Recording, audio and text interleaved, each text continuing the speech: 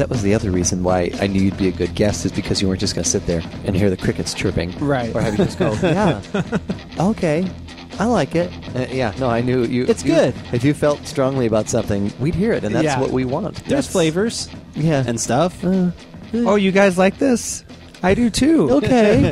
All right. I don't really have that mechanism that controls that. The filter? It just comes out. No filter? No. That's all right. That's good. All right. Although I think this beer that we're about to try is filtered, but it's one of your favorites. It is one of my favorite styles. Yeah. That's one of your favorite styles ever, and it's Eric's favorite style. It's all of our favorite styles. We're excited. Yeah. We're very excited, and that's what we've got on this Give It a Shot. I'm Andrew. I'm Keith.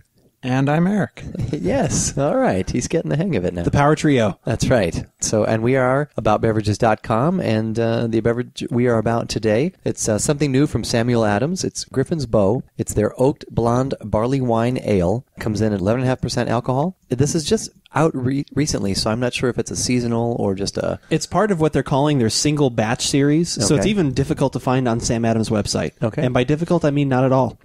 Wow. All So, right. yeah, the only thing I could find on it was from other reviews and articles and stuff like that about it, and I think it's because it's very limited release, and it's like I said, part of this. There's 3 other beers in this series. There's a red, a red IPA, a double IPA, and a chocolate chili Bock. Now, here's something which I have interesting. seen all of those. So They're spelling Samuel with 2 M's. So maybe it's not the Sam... No, I'm just kidding. Oh, wait. You actually had me look at the label. Maybe it's not the Sam Adams we thought. No. Nice. Well, like I said, yeah. So I jokingly said, you're just not a huge fan of the barley wines. I'm not, but this one being something new from Sam Adams and being a blonde barley wine ale... Which is very rare. I thought we would give it a shot. And oaked, no less. And Eric, Oaked as well. I not think really. the oaked might change it up enough that it could be enjoyable. I'm not a huge fan of barley wine. Or oak, really? You're not really a big fan of the oaked beer. So. It really? depends. We got a It couple strikes depends. against us. Yeah. Wow. So no on the oaked. It has to be in the right format. If it gets too oaky, I'm not a huge fan. Interesting. Too Very oaky, interesting. he's out. Wow. So I'm Yeah. like the lone person here that's actually like, I kind of like barley wines and I love oaking. But I like oak, and I'm still looking forward to trying this Okay. because it's something different. I'll always taste everything just to see, but I may not love it. You may not even like it. Right. You know, hate it it. could go either way. Yeah. It could go a few that's ways. All right, we go ahead and... There we go. There. Thank you for the bottle opener You're again quite as well. welcome. You're quite welcome. I removed it from the tasting room for some reason, and then... It pays to be prepared. It does. That's Always true. have a bottle opener nearby. You never know. You're driving around town when you need to open a bottle. Right. Got a brownish, golden orange. Goldish. Definitely no haze. Easy to see through. Yeah, golden orange.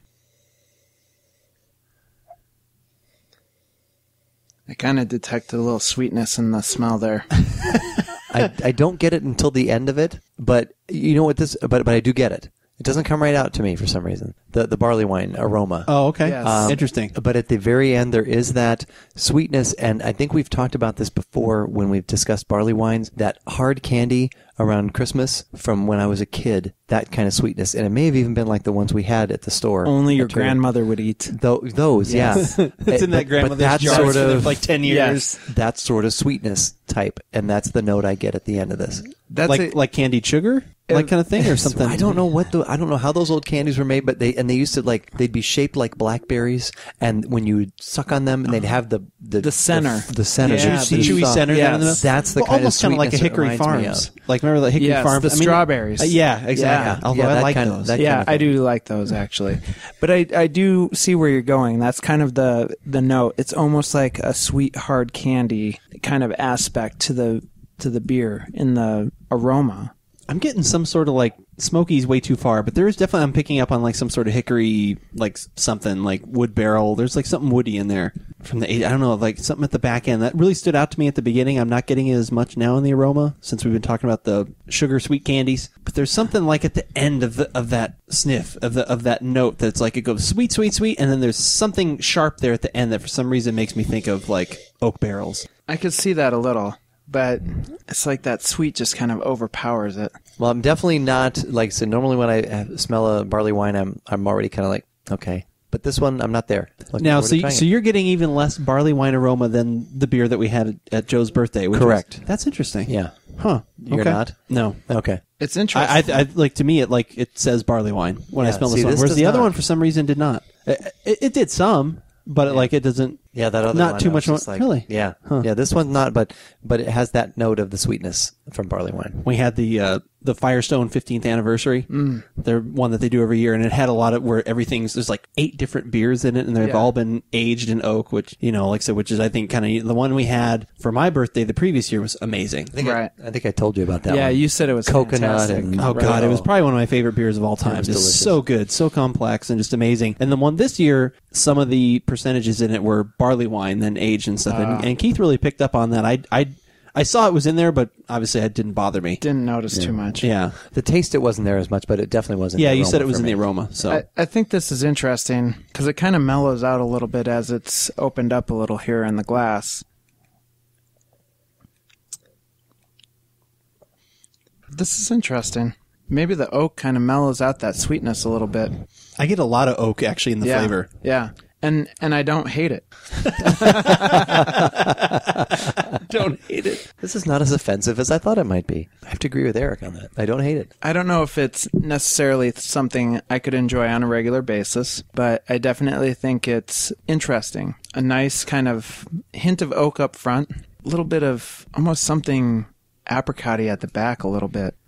Yeah, there is something like that there. I still get that sugary candy, the sugar candy. I note do, but it's at not. the end. It's not as much. I get more of that in the aroma than I actually do in I the do flavor. too. Yeah. No, like I the agree. flavor itself is actually mellow is pushing it, but it's more mellow than I thought it was going to be. I thought it was going to be much more sweet and Right. all those other flavors, but it's actually very smooth for the most part. It's got some of those barley wine kind of flavors toward the front. Right. But I really, overall, I think in terms of barley wine, I could drink this. It doesn't have that typical profile that I'm used to tasting where it's just that oversweet flavor that kind of pushes me away.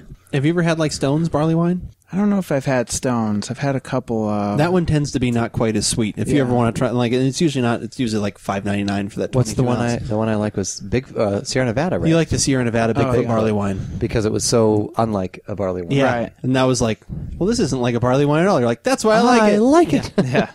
I think I had one from Red Hook. It was like a winter barley wine, and it was just not really up my alley at all. Really had the over dominating kind of sweet candy effect to it, and this is That's nice. not a 0 for me. Let me say that. That would be that could be a 1 for me.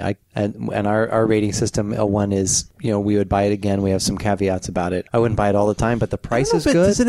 See, that was kind of part. Do we actually say buy on our number one? Like number one, I just thought it said we could recommend with some caveat. And the caveat could be a price. And the caveat could be price. The caveat could be many things. Right. Okay. Yeah. Like I said, a 0 Yeah, for no, us I is get- always more. It's like that was disgusting. Yeah. No. Like the Eel River Porter or the hamburger beer from Full Sail. No. Oh, if somebody. Yeah. If Oh some, God, it was so gross. It actually tasted like meatloaf. Ugh, terrible. I'm guessing kind of now, like I haven't had a lot of their other stuff since then, but here and there, I'm guessing maybe it might have been something bad in it, but man, it was bad. Ugh. It wasn't even one of those ones like, oh, there's something a little off. It was like, oh, there's something really off. Yeah. Which one was that? The Full Sail, remember? It was one of their limited the- edition series. The meatball. Yeah, and we were like, this tastes like meatloaf. Yeah. Like it tasted like ground beef. Yeah. Like there was some sort of beefy. Yeah, it was like bad. weard. It wasn't like savory. Like I said, there's a difference between Old, too, savory. wasn't it? Like hadn't it gone past the? it was use-by date or close. It something? was within. close. It was. I think it was like a month after what their sale window was. Okay. And so we did mention that. I So, no. think I could recommend it. I probably wouldn't buy it per se. If someone was like, "Hey, this is the last thing I've got to drink," and I was real thirsty, I would drink it. And the only other option was my urine. I would choose this. But this would be one like because I've worked with you. This would be one if we sold barley wines at work. Yeah. KBC doesn't make a barley wine. No, thank goodness. Gordon Biersch doesn't make No. barley wine. It'd probably be like 7%. That's right.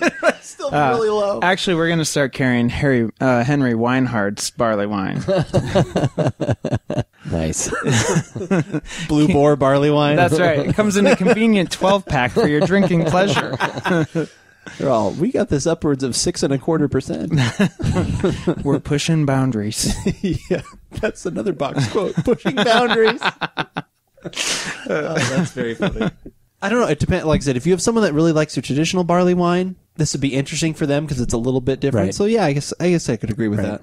That's a good, and as that warms up, that's going to get a little more complex too, probably. Yeah. That could be good or bad depending on how much you like this, but it might be a good, end of the day, and what kind of like right now. Yeah. Yes. A great end to the end day. of the session sort of thing. That's kind of everything with a lot of Sam Adams beers. Even with the ones where they push it farther, like their Imperial series or things like that. It's like they never fully dive into the pool, but they go just far enough that I think it's unique and interesting. Like I said, like I've had their Wee Heavy, one of their Scotch ales, Right. which usually I'm not a fan of Scotch ales. I actually kind of like theirs because it has some of the peaty, like smoky stuff. Their Imperial White is good. A lot of their stuff where they kind of just go just a little bit more. Right.